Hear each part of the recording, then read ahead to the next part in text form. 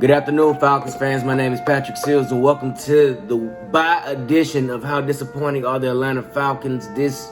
Up to this point of the season, man, it's the official bye week. We do not play a game until we play the Miami Dolphins the Sunday after the one coming up. And I'm going to assess, what I'm doing for the bye week, because apparently, I don't have anything to be disappointed in so far. The Falcons haven't made any tragic moves this, far as the offseason. Well, not offseason, but, players coming in and out, transactions. Calvin Ridley still a mystery on why he missed the last game. But no new injuries, no new transactions, free agency signings, none of that. So there's really no need to be disappointed in the Falcons this week. This is one of the few chances the Falcons have had of not disappointing their fans, because they can't play a game. You can't disappoint your fans when you do not play a game, and you also can't excite your fans when you can't play a game. So this week, I'll probably watch the Georgia Bulldog game, because I am a Bulldog fan too. I'll be watching them out, checking to see who I feel like will be coming out the draft for us. Because one of my gurus told me to watch out for Jordan Davison. He's a senior on that dominant defensive line, and he only has one sack on the season, but he is a senior coming off. He's going to be entering the draft next year, so I will be having my eye out on him when I watch Georgia Bulldogs. They play Kentucky tomorrow at 3:30. Georgia, of course, is ranked number one in the AP rankings or whatnot. I don't know what Kentucky is, because who cares? We always beat Kentucky, and I'm pretty sure we're going to beat them tomorrow. So I will be having my eyes open for Jordan Davis tomorrow, playing for UGA senior on their dominant defensive line. And let's talk about the Falcons. The Falcons, like I said, they can't really disappoint me this week because we do not play a game. There's nothing to predict. We don't play a game. So I'm just talking about how Falcons fans can obviously get past the bye week without any Falcons football to watch. Me, of course, I'll be watching college football as part of the whole football culture that I love to enjoy in October. And just enjoying college football, NFL, Monday night. And I have a reason to watch football this week because the Falcons are coming off a win against the New York Jets in London. And I enjoy watching football when the Falcons win. Of course, when they lose, it's very, very hard for me to watch football. But now I have a reason to watch it because there's a bit of optimism in the air. And, I was thinking this a couple of days ago. I know it's scary thoughts to have, but you know what? If the Falcons can win the next couple of games, they might be able to move up in their division. I know that's kind of forward thinking, but that's just where I'm at right now. But before I get too further involved, I want to point out that Patrick Seals does have his hoodies. They are in. Yes, that's right. Hey, you're talking about my hoodies are in. I'm going to drop a link down in the description so you can get your hoodie. Support my channel by buying the hoodie. It's $50. My hoodies are $50. I'm going to drop a link. You guys can purchase one, support my channel. It has my logo on the back. I put a logo down there somewhere. I don't want to turn around and ruin the video, but I'll put a picture of what the back looks like, because it has my logo and my face on the back of it in the center. And it's thick. No, it's not thick. It's thin. It's snugly fit. It keeps me warm. It's comfortable. It's cotton. And you'll enjoy it. It's comfortable. You should purchase you one. So, back to the Falcons. The Falcons, they are 2-3 on the season. Like I said, we just came off a win against the New York Jets. The offense scored 3 touchdowns. Calvin Ridley scored his first touchdown of the season. And it's a lot to go forward off of. Matt Ryan has not thrown a pick since the Tampa Bay Buccaneers game, but he has made some questionable throwing decisions. But ultimately, they did not cost our team the W this past week. Of course, we did lose the game against the Washington football team, but that is I blame that loss on our defense. Our defense gave up 34 points and over 400 total yards. And that was an atrocious game for our defense. Even though our offense, they did their best to try to keep us in it. Matt Ryan throwing 4 touchdowns. Cordell Patterson scoring 4 touchdowns for us in that game. And it was a back and forth game, and we had a chance to win it. Against the Tampa Bay Buccaneers, we had a slow start. We got rolling a little bit. Took us a little while. We got Tom Brady a strip sack on the season. And we lost that game, of course, because Matt Ryan threw 3 picks in the second half of the game, 2 of them being pick sixes, and we lost. And we lost, of course, to the Philadelphia Eagles. We lost to them to start the season off. I was there. It was a disappointing loss. We scored a touchdown. It was disappointing. So yeah, now we're going to talk about something that I don't really too much want to talk about the past too much, because we have a sad past so far to our season. And the only thing we can do is look to the future, because our future, as we know, it hasn't come, and we can be as hopeful as we can for the future, because there is no certainty on the future. And right now, we sit at 2-3. But unrealistically, biasly speaking, I can say that we can go undefeated and finish the season out. What would that be? 5-7. We can finish the season off being 12-3. I know that's quite unfair to say, but bias, optimism, objectively, I can say the Falcons will be going 12-3. They'll be finished off the rest of the season, beating everybody else. And that's wishful thinking. So, only thing I can talk about is the stats that the Falcons have, because that's all we have so far. Right now, that's the only thing I can do is the bye week and talk about the stats. The stats read, Matt Ryan, you've completed 141 passes and had 204 attempts. Your percentage rating is 69.1, so that means you are completing your passes 69.1% of the time. You have 1,332 passing yards, 10 touchdowns, 3 interceptions. You've been sacked 8 times, and you have a QB rating of 97.1, which quite frankly puts you where you've always been your career, smack dab in the middle, above average sometimes. I mean, stats don't tell the whole story of the game, because a lot of these yards come from wide receivers, running backs making excellent plays after the fact they catch the ball. So the stats don't really tell the whole story of the season. But right now, your numbers, they look about as average as they've always been for you, Matt. The one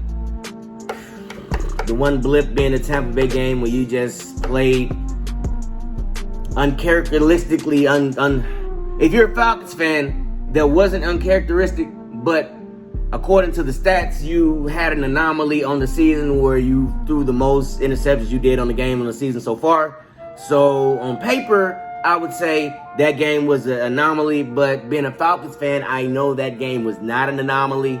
So you can take that for what it is. Cordell Patterson being what he calls the best athlete the Falcons have. He doesn't want to be called a wide receiver or a running back. He is the best athlete the Falcons had, and he has proven that on the season so far, because he has 41 attempts for 173 rushing yards, and he's averaging 4.2 yards a carry with 1 touchdown. And what's surprising to me is him and Mike Davis are tied first for rushing yards on the season. Of course, Mike Davis has more rushing yards than him, but Cordell Patterson is averaging more yards a carry than Mike Davis.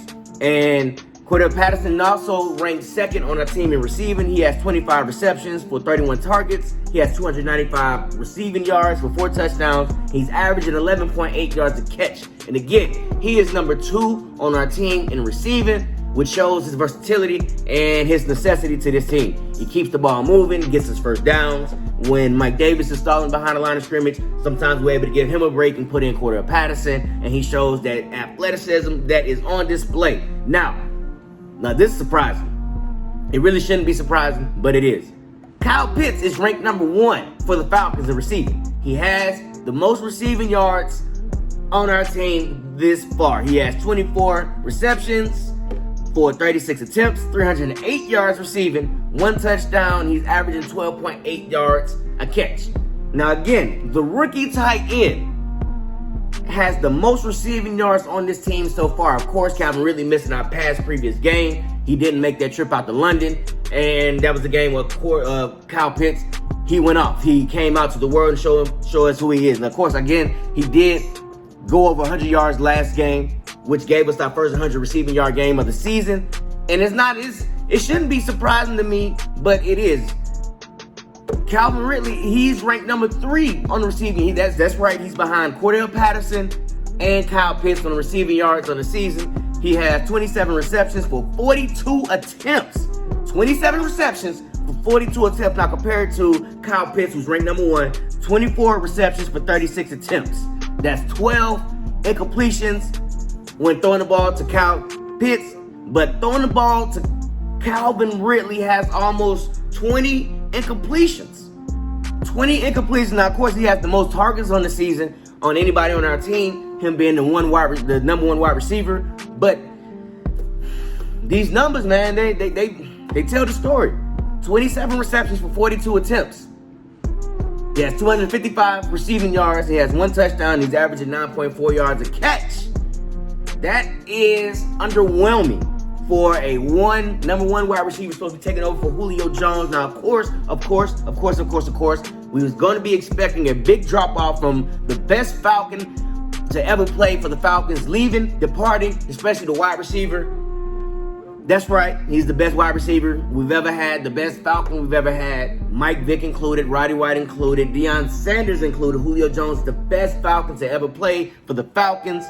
And seeing him leave and Calvin Ridley take over him in the one wide receiver spot is going to be a major drop-off, and it shows right here. These numbers: 1 touchdown on the season, while Cordell Patterson has 4 receptions for touchdowns on the season, and he's tied with Kyle Pitts for touchdowns on the season. So that shows how big of a help he's been for us this season, with more than 5 drop passes. And Calvin Ridley, if I would have to pick somebody to be the most disappointing person for the bye week, it would be Calvin Ridley, because he's highly underwhelmed. He's underwhelmed so far. He has a quarter of receiving yards. That means he has 250 receiving yards. He's at 255 receiving yards, and he's underwhelmed. He's 3rd on the reception list for us. He's 1st on the targets, which speaks to how much the coaching staff has putting into him, how much emphasis the coaching staff has putting into getting him the ball, attempting to throw the ball his way. But he has not been able to show up when we needed him the most. And I hate to say it, but Calvin Ridley, he's the most disappointing, underwhelming player for us on the season. Now the defense. The defense has been atrocious, I must say, giving up the most points through the first 5 games, giving up, averaging 30 points a game. They're giving up to opposing teams. Lost 3 games. Tampa Bay, of course, the Philly game, and most recently the Washington football game. And our leading tackler on the season is Floyd Luakon. He is the Mike linebacker with number 54. He has the most tackles for us on the season with 25 solo tackles and 48 total. Our linebacking core can use some help. They have 1 sack. Floyd Luakon has 1 sack, 1 tackle for loss, and 1 pass deflection. And him being one of the fastest linebackers on our team, we need some help. And Deion Jones leads our team in tackles for losses. That means tackles for losses, negative plays on run plays, and he's tackled the opposing team more times behind the line of scrimmage than anybody else on our team. Dante Fowler, and I'm gonna be honest, I don't know how to really say this guy's name, but I'm gonna try. Jay Tatua Mamura in there. I know this, forgive me, I know. But him and Dante Fowler Jr. are ranked number 1 on our team with 2 sacks apiece, and they are ranked 1st for sacks on our team.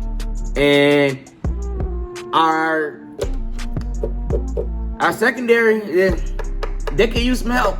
Secondary can use some help. There's a guy by the name of Harris. He's a defensive back. He has the most pass breakups on the season for us, and with 5 of them. 5 pass breakups on the season. So our defense, it could use some help. Some sacks, some tackles for losses. Grady Jarrett waking up a little bit, he's been able to penetrate that defense, that offensive line consistently, but we can definitely use some help getting to where we want to be. Now, like I said, there's hope for the season. We play the Miami Dolphins coming up. They don't have Tua, and I said in my prediction video, if Miami Dolphins have Tua, there will be a problem to watch for, but they don't. So the Miami Dolphins, they're gonna be a team that we play in Miami. I hope we win.